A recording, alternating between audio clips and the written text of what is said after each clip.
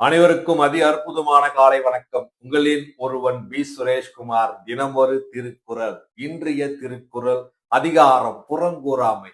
ஆங்கிலத்துல not back பைட்டிங்னு சொல்லுவாங்க.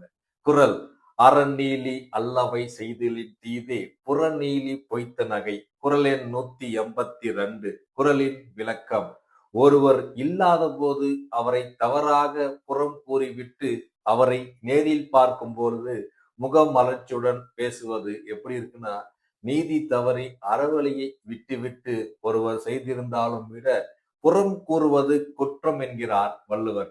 இந்த காலகட்டத்துல நிறைய பேர் பார்த்திருப்போம். ஒருவர் இல்லாத போது அவரை பற்றி நிறைய குற்றமாகவும் புறம் கூறுவார்கள். அப்படியே அவர் நேர்ல பார்க்கும்போது அப்படியே மறைச்சிட்டு சிரிச்சிட்டு புன்னைக்குடன் பேசுவாங்க.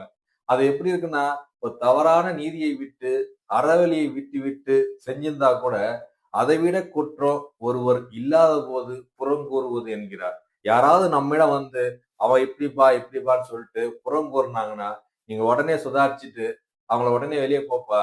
நீ அவரை பத்தி இன்னைக்கு பேசும்போது என்னை பற்றி நாளை பேசுவேன்னு சொல்லிட்டு அப்பயே நாம தெரிஞ்சுக்கிட்டு அந்த நட்பை நம்ம துண்டிச்சிடணும். அது நட்பா இருந்தாலும் உறவினர்களா இருந்தாலும் யாராக இருந்தாலும் ஒருவர் இல்லாத போது பேசுவது தவிர்க்க வேண்டும்.